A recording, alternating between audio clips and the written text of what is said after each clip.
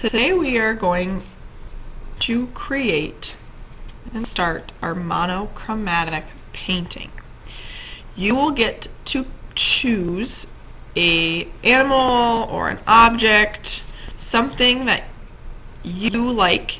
Okay, I chose my Boston Terrier dog, Tula, to create for this artwork. And then I also chose an art palette, as I love to create art. So we are going to be using tints for the object and shades in the background, or you can flip it and you could do shades in the object and tints in the background. That is up to you. So to begin today, I want you to draw your object. So this is something that you like to do. This is a hobby. This is an animal if you have a pet. Maybe you brought in a picture. Okay, you're going to draw it, and this is again going to be either tints or shades. Okay, and you need to have enough sections to paint at least, I would say, 6, 7 different tints or shades. So you can see here it's taking up a lot of my paper. Okay, it has lots of details, so I have little paints. I have a paintbrush. This is my palette. Okay, so I want you to take a little bit of time and draw your object. Now when you're drawing your object, first of all, it could be either the portrait way or the landscape way. I drew my coffee cup the landscape way, but that is way too small. Okay, I love coffee. I want to do coffee, but this is way too small. So this is a nice big coffee cup. It takes up a lot of my artwork, but there's not enough sections for different tints and shades. I would just have 1, 2, 3 different tints. This is not enough, so I want to go in and add more details. So I could add maybe some kind of swirl that I could paint. I could have maybe steam coming off of the coffee cup. I could add some kind of pattern in my coffee cup to create more spaces for tints or shades, whichever you decide to do in your object. But it needs to have detail. Now, not too much detail, as we are going to be painting these. You don't want to do really little details, which is why you want to make it nice and big, but enough detail so you can see all of the different tints that I have used for my dog.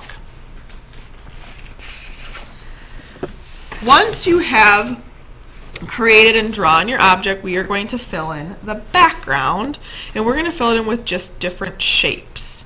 So I'm going to start. There's not a certain number that you need to use. Just using different shapes in my background for different shades or tints, whichever you decide to use.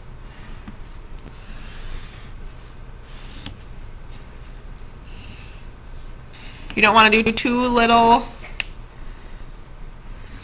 of shapes, because that would not, again, allow for enough shades. And you don't want to do too many, as we are going to be using a paintbrush, and you don't want to do really teeny little areas and sections. Now we are ready to paint. We're going to start with painting tints.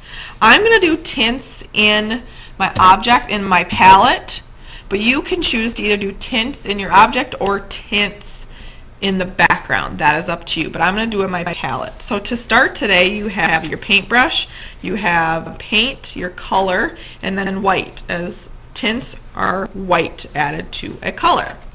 But I'm going to start with just blue, just the pure blue, and I'm going to paint in very carefully a few of my areas, maybe just 1 or 2 areas with the pure blue. Always thinking about craftsmanship, taking my time.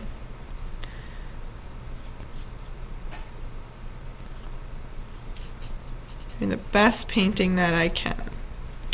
Now I think I'm ready to slowly add white. So I'm going to grab a little bit of white and add it to my blue.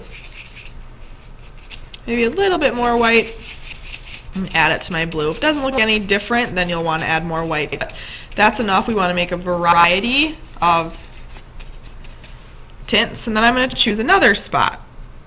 I'm going to paint this tint over here. Then again, I will paint, add more white and make a lighter tint.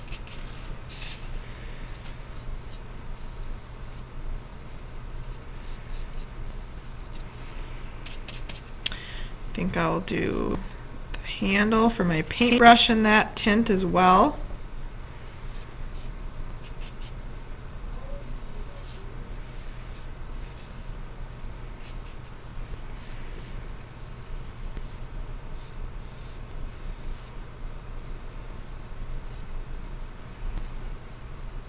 Going nice and slow, making nice crisp lines. Okay. Then I would add more white and make another tint. You're going to continue this process, making more and more tints, a variety of different tints, until your entire object, whether it is an animal or a sport, maybe it's a tennis racket, maybe it's a violin, or an art palette, you're going to keep going until your entire artwork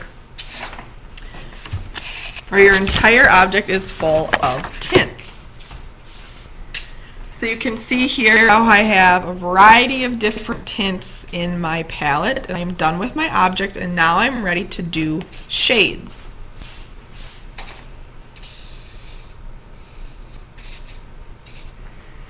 For shades, you're going to have your pure color again. So I have my pure blue, and then I'm going to add black. When you add black, know that it is very, very powerful. You only want to add a little bit of a time. But I'm going to start with my background, and again, I'm going to start with that pure color. And I'm going to do maybe 3 different shapes.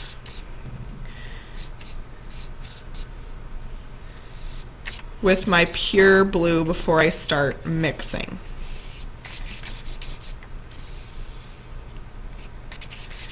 Thinking about craftsmanship, going nice and slow. So I would do maybe a couple more, okay? Maybe one here, maybe a 4th one here. And then I'm going to slowly add black. Again, black is very powerful. Only add a little bit at a time. And then I'm going to go ahead and I'm going to paint a shade. So this is a darker blue, painting another section of my background. Now again, you may be doing your background, or you may be doing your object. Either one, you're going to paint a few sections with each shade.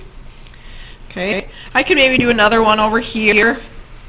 Again, keeping them balanced. I wouldn't want to do all my really dark shades in a row. Kind of balancing them out. Then I'm going to slowly add a little black.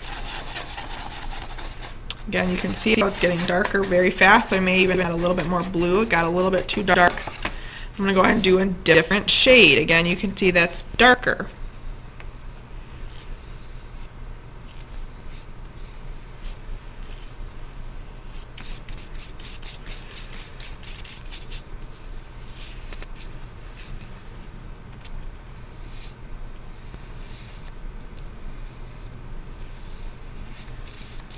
You're going to keep going, and your last one may end up just being black. If you have complete black, you can see here I have very light, almost white, as well as here in my tint. So you, at the end, after you keep adding and filling in, okay, of course you would do a few more for each shade so that it's completely full and looks like this.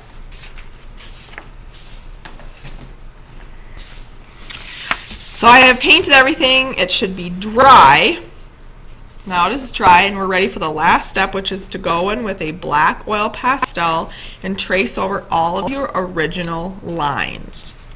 Hopefully while you were painting you had really nice craftsmanship, so it's clear where those lines were.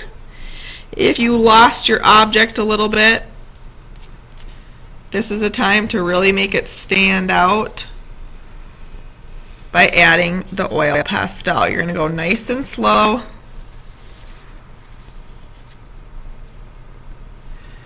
You're going to do this for your object, or your animal, or whatever you decide to do. and you're going to do it in the background. So if I would finish this, then I would go ahead and I would also do it in the shapes, which I know is a little difficult to see in the video, but I would do it in my shapes so that in the end it looks like this. So I have all my details outlined just like my original pencil lines. And then you are done with your monochromatic painting.